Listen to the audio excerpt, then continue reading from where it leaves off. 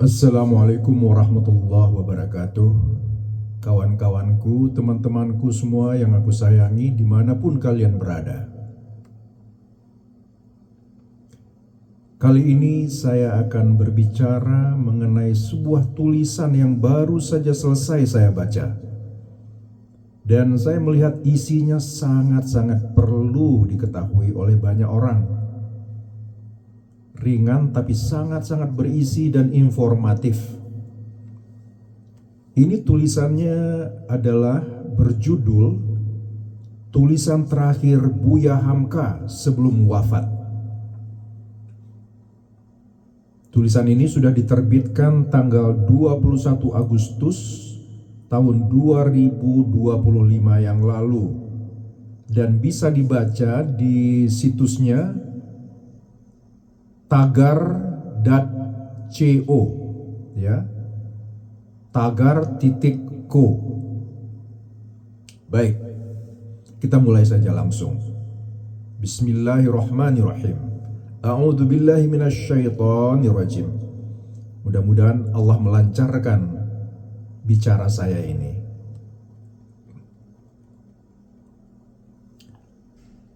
Hanya 3 hari sebelum wafat, Buya Hamka masih menulis. Bukan sembarang tulisan, tapi pesan abadi yang lahir di momentum 17 Ramadan. Nah, apa yang dia tulis?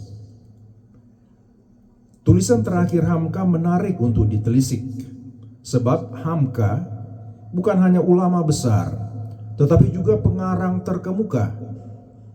Menjelang wafatnya pada Jumat 22 Ramadan tahun 1981, beliau masih sempat menulis sebuah karangan berjudul 17 Ramadan. Ya. Naskah itu menjadi abadi sebab yang semula dimuat di majalah Panji Masyarakat kemudian menjadi bagian dari buku berjudul Iman dan Amal Soleh, terbit tahun 1982, tertulis di halaman 139 sampai 144. Tentu dari sisi masa pakai, buku lebih bisa bertahan jika dibandingkan dengan majalah. Karangan itu, 17 Ramadan, berharga. Hal ini karena pertama, terlihat sampai di dekat hari wafatnya, Hamka masih aktif mengarang. Sementara mengarang adalah satu hal yang telah puluhan tahun menjadi kebiasaannya. Kedua, tampak temanya aktual. Bukankah 17 Ramadan adalah salah satu dari berbagai kemuliaan di bulan suci? Sementara Buya Hamka wafat pada 22 Ramadan. Ketiga, materi karangan, yaitu umat Islam harus aktif membaca dan menulis. Sangat pokok dan penting. Ini berdasarkan surah Al-Alaq ayat 1 sampai 5. Nanti kita baca, jangan khawatir. 5 ayat pertama yang Allah wahyukan kepada Nabi Muhammad sallallahu alaihi wasallam. Katakan sallallahu alaihi wasallam. Bersalawat kita kepada Nabi, ya, pada 17 Ramadan. Nah, sampai di dekat hari wafatnya, Hamka masih aktif mengarang. Aktivitas ini sudah puluhan tahun menjadi kebiasaannya. Dalam hal ini, kita lalu ingat ungkapan masyhur, siapa saja yang hidup di atas suatu kebiasaan tertentu, dia pun akan diwafatkan di atas kebiasaan tersebut. Nah, asal ungkapan di atas ada di tafsir Ibnu Katsir saat menjelaskan surah Ali Imran ayat 102. Ibnu Katsir menulis, barang siapa yang hidup menjalani suatu hal, maka dia pasti mati dalam keadaan berpegang kepada hal itu. Barang siapa yang mati dalam keadaan berpegang kepada suatu hal, maka kelak dia dibangkitkan dalam keadaan tersebut. Kami berlindung kepada Allah dari kebalikan hal tersebut. Nah, begitu kata Ibnu Katsir saat menjelaskan surah Ali Imran ayat 102. Baik, nah ini ada cerita sedikit ini. Siapa yang suka dengan Ustadz Adi Hidayat? Nah, kebetulan ini ada kutipan di dalam artikel ini menceritakan apa yang pernah dialami Ustadz Adi Hidayat ya. Kita baca aja, nggak apa-apa. Bermanfaat. Sekadar menguatkan kata tulisan ini, berikut ini kata Ustadz Adi Hidayat di salah satu ceramahnya, bahwa setiap orang akan wafat sesuai kebiasaannya. Terkait hal itu, beliau menyampaikan kisah mengharukan yang baru saja terjadi kala itu. Ya, mari kita dengarkan. Ketika itu, Ustadz Adi Hidayat baru tiba di sebuah masjid tempat dia akan berceramah untuk menunaikan sholat subuh. Nah, ingat, sholat subuh. Di pintu masjid ada yang menyampaikan kepada beliau bahwa seseorang yang istiqamah menunaikan sholat 5 waktu di masjid itu terkena serangan jantung. Masya Allah. Orang yang dimaksud tergeletak di masjid, lalu diusahakan pertolongan pertama. Namun Allah lebih sayang kepadanya. Dia wafat. Inna lillahi wa inna ilaihi raji'un. Masya Allah. Lanjut Adi Hidayat. Wafat seperti itu sangat tidak mudah untuk mendapatkannya, kata Ustadz itu tadi. Wafat di rumah Allah dalam keadaan terbaik, yaitu saat akan menunaikan sholat subuh. Nah, karena apa? Karena Ustadz Adi Hidayat itu kan baru sampai di depan masjid, lalu ada seorang jamaah yang mengatakan, Pak Ustadz, ada orang yang meninggal di dalam. Siap-siap mau sholat subuh itu orang itu kena serangan jantung, tergeletak, ya, dan diberikan pertolongan pertama, tapi ternyata Allah lebih sayang kepada dia itu. Nah, begitu ceritanya, ya. Sementara itu, sholat subuh langsung disaksikan oleh Allah dan seluruh malaikat. Nah, inilah keunikan dari sholat subuh berjamaah di masjid. Ya, karena sholat subuh itu di dalam Islam itu disaksikan oleh seluruh malaikat. Berbondong-bondong itu malaikat turun ingin menyaksikan orang-orang di dunia ini sholat subuh. Bayangkan, mari kita gunakan imajinasi kita, membayangkan malaikat-malaikat turun dari langit, turun dari surga, ingin melihat siapa itu yang sholat subuh, siapa itu yang bangun pagi-pagi untuk melaksanakan sholat subuh. Nah, begitu ya. Kita bayangkan saja, efeknya ada ke dalam hati kita itu, pasti itu. Padahal kita nggak tahu bagaimana bentuk sebenarnya malaikat itu kan. Tapi bisa kita bayangkan makhluk-makhluk bersayap. Karena begitulah gambaran yang diberikan Allah di dalam Al-Quran. Malaikat-malaikat itu yang punya sayap 2, ada 4, ada 3, ada 5, ada 16, ada 20, ada 30. Banyak itu jenis-jenis sayap-sayap dan jumlah-jumlah yang dimiliki oleh para malaikat itu. Hanya Allah yang tahu, kita nggak tahu karena termasuk di dalam hal-hal yang gaib itu. Ya, Nabi Muhammad SAW pernah melihat malaikat Jibril dalam bentuknya yang asli. Nah, tapi itu adalah Nabi kita ya, mempunyai hak istimewa, kemampuan istimewa yang diberikan Allah kepada baginda. Kita ini kan bukan Nabi. Hamka hingga menjelang wafat masih bisa menghasilkan karangan.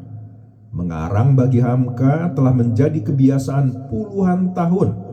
Dan mengarang seperti yang dilakukan Hamka sangat bermanfaat untuk dakwah. Ya. Dengan demikian, kita perlu memiliki kebiasaan yang baik kita harus punya keseharian yang Allah suka. Nah, itu. Tolong digarisbawahi ini. Kita harus mempunyai keseharian. Artinya, melakukan hal-hal yang kita kerjakan sehari-hari. Tapi di sini dikatakan kita harus mempunyai keseharian yang Allah suka, bukan yang kita suka. Ingat, ada beda yang besar di situ. Melakukan hal-hal yang kita suka atau melakukan hal-hal yang Allah suka. Bisa jadi tidak kita suka, berat bagi kita, beban bagi kita, tapi dalam pandangan Allah, Dia suka, Dia ridha. Beda itu. Sebenarnya yang harus kita lakukan setiap saat adalah apa-apa yang Allah suka, apa-apa yang Allah senang, apa-apa yang Allah ridha, yang membuat Dia ridha. Bukankah itu yang kita cari? Keridhaan Allah itulah yang kita cari. Semoga dengan cara itu kelak Allah wafatkan kita dalam keadaan yang Allah ridha. Bukankah itu? Kematian yang kita inginkan itu adalah kematian, ya, momen di mana Allah itu ridha terhadap kita.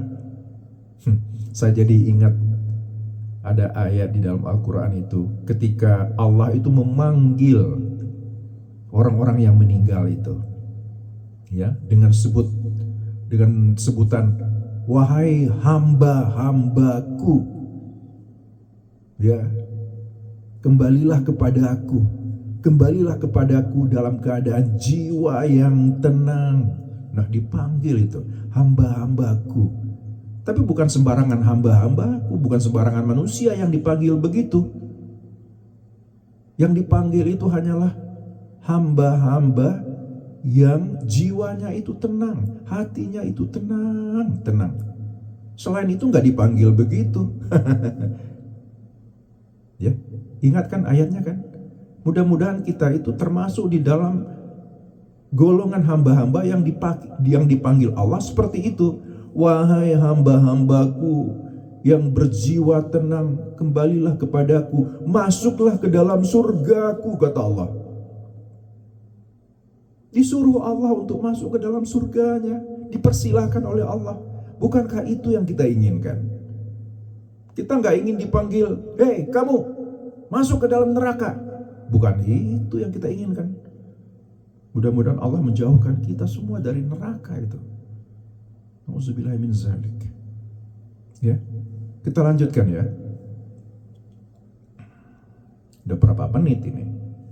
Asik sekali ngomong-ngomong seperti ini ya. Kita berpikir bersama-sama, belajar bersama-sama. Apalagi tulisannya udah disiapkan oleh orang lain nih tadi.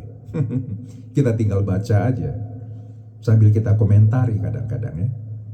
Hamka meninggal pada Jumat pukul 10.30 waktu Indonesia bagian Barat, bertepatan dengan 24 Juli 1981 ya.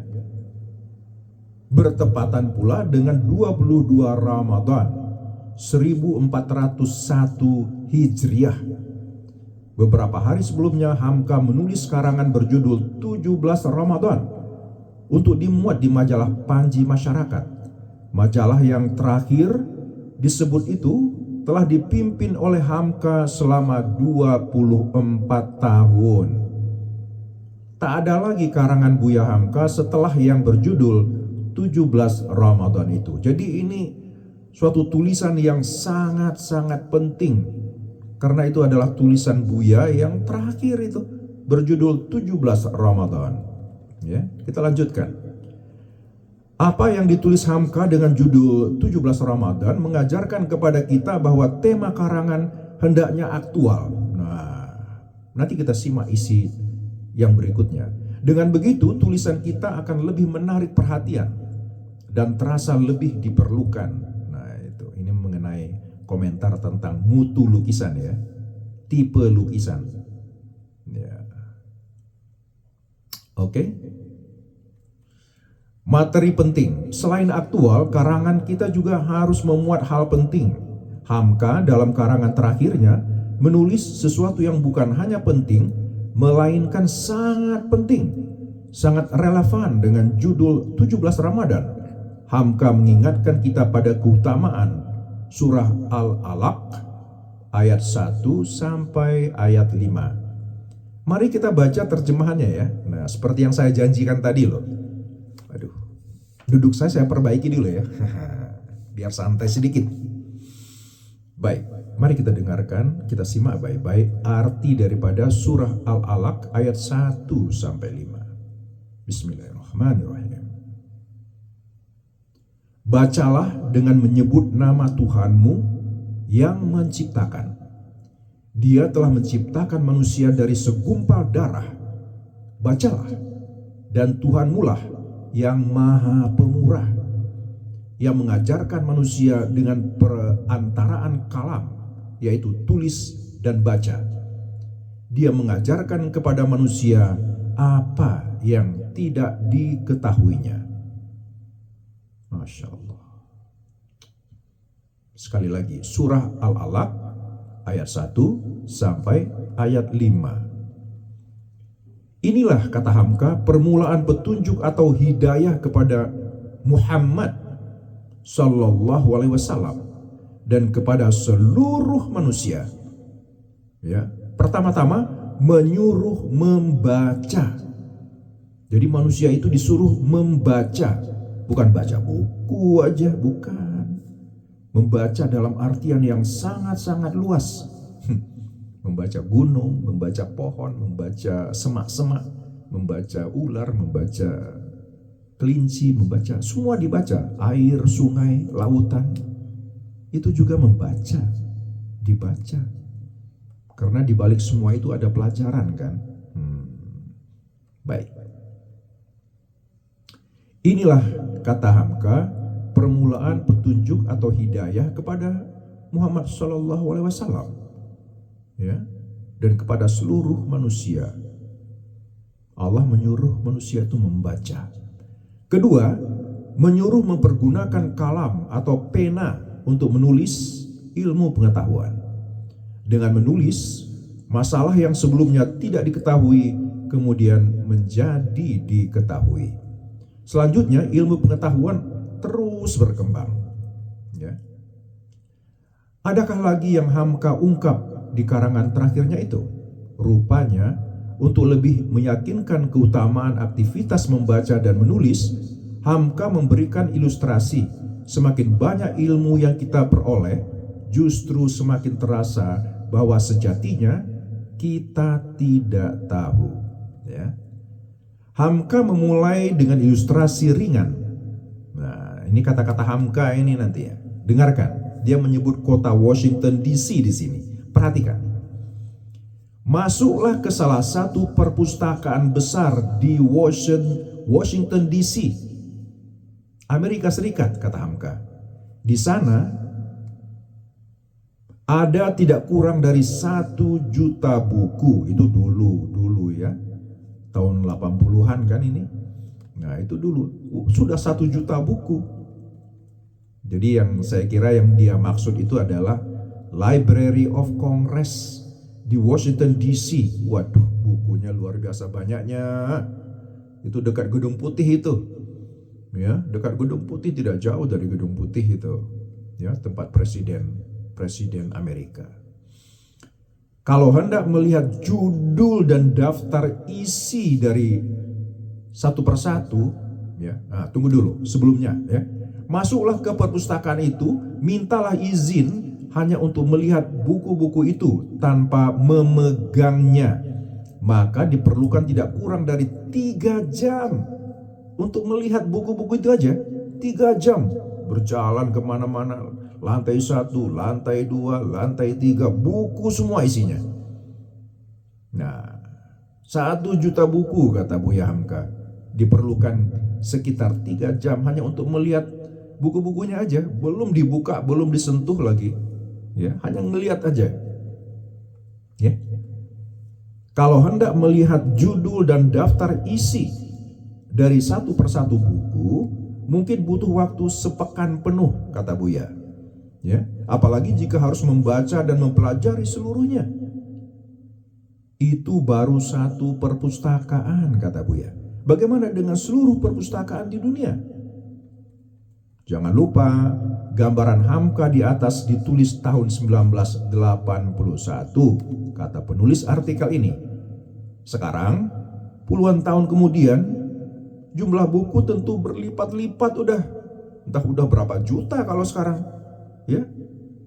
81 berarti 44 tahun yang lalu 1 juta. Bagaimana kalau tahun 2026 ini? Dapat dibayangkan nggak? Butuh berapa waktu kita hanya melihat buku aja di mana-mana. Buku. Sudah berapa buku yang kita baca tahun ini? Bukan, maksudnya tahun lalu. Udah berapa buku yang kita tamatkan? Ada 5, 6? Atau 1? Atau setengah halaman? Nggak selesai-selesai gitu ya. Baru baca 1 halaman, ada anak yang menangis. Baru baca diulang lagi yang 1 halaman itu, kompornya lagi bermasalah. Nah, ada aja gangguannya kan. Nggak tamat-tamat tuh buku. Ya. Hamka juga menegaskan bahwa makin hari kita makin sering harus berkata, saya tidak tahu. Saya tidak tahu. Semakin tahu kita, menurut Hamka, harusnya kita berkata, saya tidak tahu. Nah, betul-betul arif ini, orang ini udah mencapai kearifan yang luar biasa. Ketika ditanya, apa kesan setelah belajar berbagai ilmu pengetahuan? Sokrates, nah ini tulisan ini menyebut nama Sokrates. Ya, Sokrates menjawab tegas. Suatu hal yang saya ketahui karena membaca buku-buku, kata Sokrates, yaitu saya tidak tahu. Luar biasa. Hal senada pernah dikatakan oleh Imam Syafi'i. Nah, seorang muslim ya. Nah, kata beliau, tiap-tiap bertambah ilmuku, bertambah pula aku insaf bahwa aku tidak tahu. Mirip itu kan dengan apa yang disebutkan Sokrates. Nah, Hamka pun menuntaskan pikirannya. Wahyu pertama kepada Nabi Muhammad SAW pada 17 Ramadan menunjukkan betapa pentingnya aktivitas membaca dan menulis. Dengan itu dimulailah perubahan besar dalam sejarah Nabi Muhammad SAW dan sejarah umat manusia. Mari perkuat jiwa kita. Jadilah orang yang bertakwa, yang menjadikan Al-Quran termasuk dan terutama 5 ayat pertama sebagai petunjuk utama. Yakinilah, wal aqibatu lil muttaqin. Kesudahan yang baik adalah bagi orang-orang yang bertakwa. Tulis Buya Hamka. Itu yang ditulis Buya Hamka di dalam artikel yang dia tulis itu. Paragraf di atas menjadi penutup karangan Buya Hamka yang terakhir. Sebuah tulisan dengan tema aktual, berharga kapanpun, dan bisa menggerakkan siapapun untuk aktif membaca serta menulis. Nah, jadi kita udah sampai kepada akhir artikel yang kita baca. Itu disunting oleh Saudara Muhammad Nurfatoni. Nah, mudah-mudahan beliau mendapat berkahnya. Dan mari kita berdoa semoga Buya Hamka itu, waduh, pengarang favorit saya juga itu. Masih ingat kan? Tenggelamnya kapal Van der Wijk. Wah, itu kita baca itu. Waktu di SMA saya baca itu. Kemudian saya juga mengikuti ceramah-ceramah beliau dari radio. Saya masih ingat waktu saya kecil itu sering mendengarkan radio dari Malaysia itu loh. Kadang-kadang ada ceramah beliau itu dari Malaysia. Orang-orang Malaysia itu suka itu dengan Buya Hamka. sering diundang ke Malaysia untuk memberikan ceramah-ceramah. Masya Allah, saya ingat itu sampai mendengar beliau itu, beliau kalau udah ceramah itu sampai menangis-menangis gitu loh, terseduh-seduh, mudah menangis orangnya. Itu ingatan saya waktu saya kecil itu, masih SD kalau nggak salah saya itu ya, masih di Duri. Masya Allah. Nah sekarang ketemu lagi tuh artikel tentang Buya Hamka, dan terkenang lagi saya, dan dia juga orang Minang kan. Ya, Hamka itu singkatan sebenarnya itu. Silahkan dicari sendiri apa kepanjangan Hamka itu. Dipanggil Buya Hamka. Orangnya lembut tapi tegas. Wajahnya tampan, senyumnya manis, pakai kopiah begitu. Bicaranya tuh, waduh, penuh energi gitu loh. Masya Allah. Mudah-mudahan Allah merahmati Buya Hamka, ya, memasukkannya ke dalam surganya yang abadi, penuh kenikmatan, penuh kebahagiaan, dan kemungkinan besar untuk melihat wajah Allah bagi orang-orang yang dipilih oleh Allah untuk melihat zat Allah. Nah, mudah-mudahan kita termasuk juga ke dalam golongan orang-orang yang ditempatkan Allah ke dalam surganya itu, sehingga kita pun mempunyai kemungkinan untuk memandangi wajah Allah, Tuhan kita, pencipta kita, yang menyebabkan kita hidup dan yang menyebabkan kita mati, yang memberi rezeki kepada kita setiap hari selama kita hidup di dunia ini. Allah yang kita cintai, ya, dan utusannya, nabinya Muhammad Sallallahu Alaihi Wasallam, yang syafaatnya kita perlukan nanti ketika hari kiamat dan hari perhitungan. Baiklah teman-temanku, saudara-saudaraku yang aku sayangi, sudah dulu ya. Jadi untuk kali ini demikian dulu pembicaraan kita. Nanti saya akan cari lagi tulisan-tulisan yang lain, dan kalau teman-teman punya saran-saran, oh Mas Yuno, Pak Yuno, Bro Yuno, tolong ini dibacakan ini, karena bagus isinya. Boleh-boleh aja, beritahu saya, kirim saya linknya itu. Nanti saya akan pelajari, dan kalau memang bagus, saya akan bacakan, ditambahi dengan komen-komen saya. Saya kadang-kadang suka komen ya. Jadi bukan hanya membaca lurus begitu aja, enggak.